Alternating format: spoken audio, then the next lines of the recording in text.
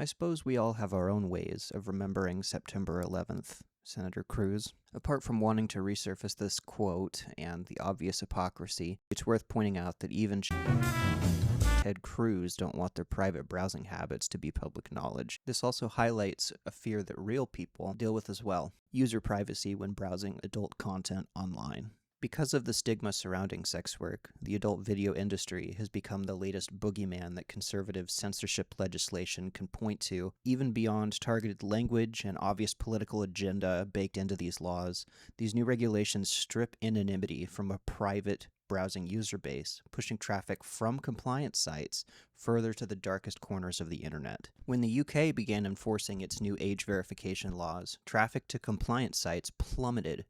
But these missing users simply bypassed the regulations with VPNs or fled to non-compliant sites instead. However, just as users began the switch to VPNs and sites began blocking traffic from some US states entirely, regulation caught up, with sites now responsible for policing VPN traffic. Allowing anonymous browsing has become not just inaccessible, but potentially legally dangerous. The way that we're doing things right now, it hurts everyone involved. It hurts the people that we are trying to restrict content from. It hurts the people that are creating this content and aren't being fairly compensated. It hurts the sites distributing this content, and it hurts anyone who wants to ethically support this content. Let's begin with the Free Speech Coalition, a nonprofit who've been advocating for improvements to age verification since long before I was introduced to their work or this topic entirely. Their age verification system represents the two most common types, namely AI-based estimation or ID verification done through uploading of documents, photos, face scans, or other personally identifiable information. Let's begin with the latter. It doesn't take long to find examples of this sensitive data leaking from supposedly secure storage. Notably, the T app suffered a similar breach in 2025, allowing photos, IDs, and chat history of the app's all-women user base to be sold to the highest bidder. Globally, the outcry for anonymity has fueled further such attacks, and online forums are now flooded with posts about bypassing these invasive verification procedures just to avoid the inconvenience and loss of anonymity. Even the recent KIDS Act, which just passed the US Congress, seems poised to further exacerbate the issue. AI is not likely to be the answer here either. The hallucination is bad enough already to give us Grok Mecha Hitler, and we're hardly improving AI ethics as we go. Not to mention, AI verification can only provide estimates. When non-compliance means hefty fees and legal issues, trust actual proven compliance over an AI guess. It's not a given that your online activity is private, nor that restricted content will only reach to pornographic content, especially when the law is already written to target legally threatened groups.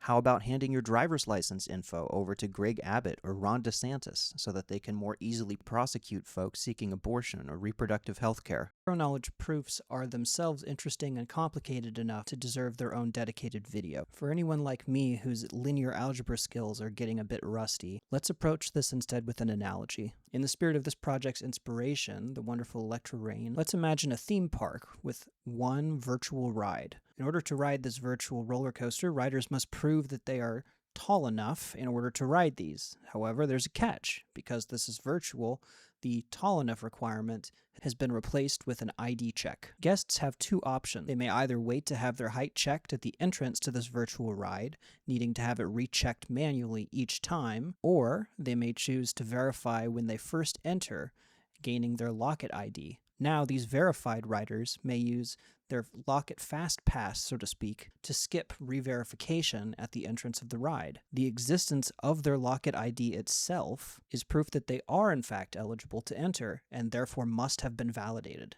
Additionally, this means that any subsequent rides do not require re-verification, whereas traditional methods will. If we assume that this roller coaster is instead an adult experience on a website, you can see how this example applies. In the paper detailing their Longfellow implementation, Google introduces the players of their system as users, issuers, and relaying parties. This will come back later. Fortunately for us, all of the possible impediments have been addressed by our inherent system design. As suggested, we use a device's secure enclave to store any user biometric data on device.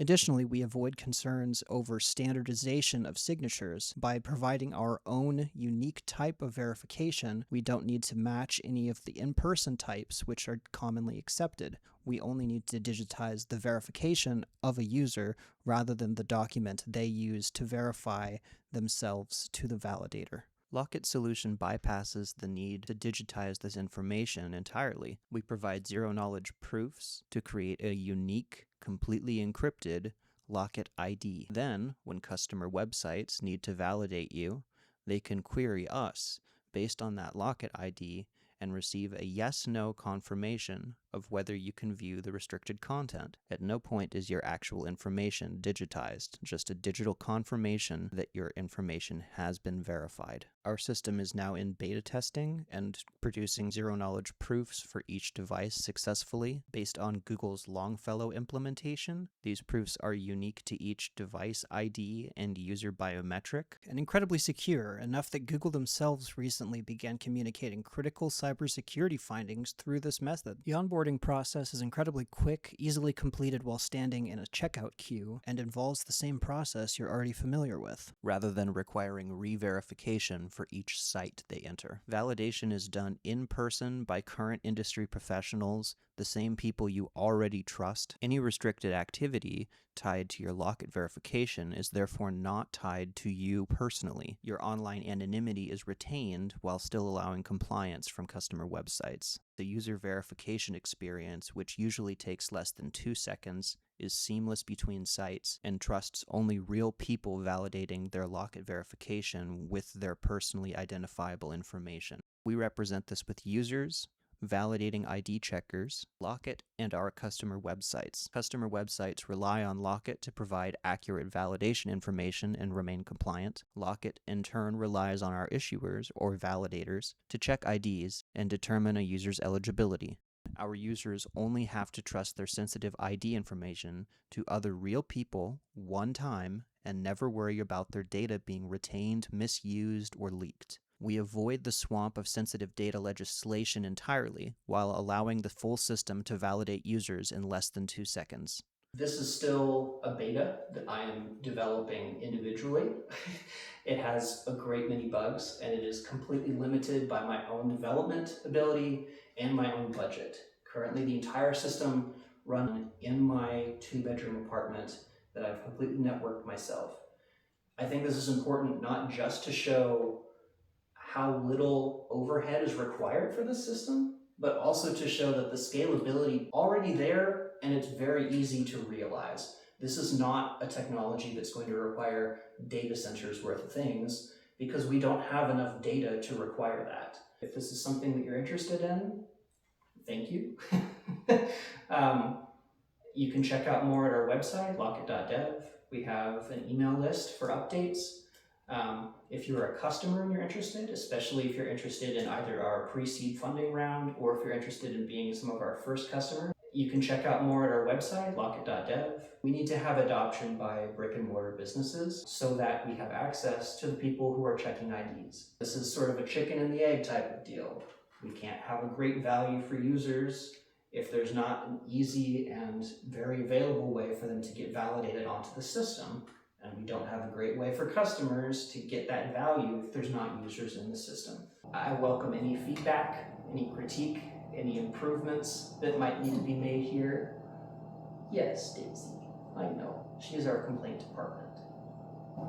She has many. I want to do this in a way that feels right. I'm really sick of big tech changing the world as an excuse to ruin the world in exchange for money. And I just kind of want to put out there that this is not, I have the solution and I am announcing it. This is I have an idea that I've implemented and I want to see what the feedback is and see if there's a market for this. I hope that makes sense. And until next time, peace.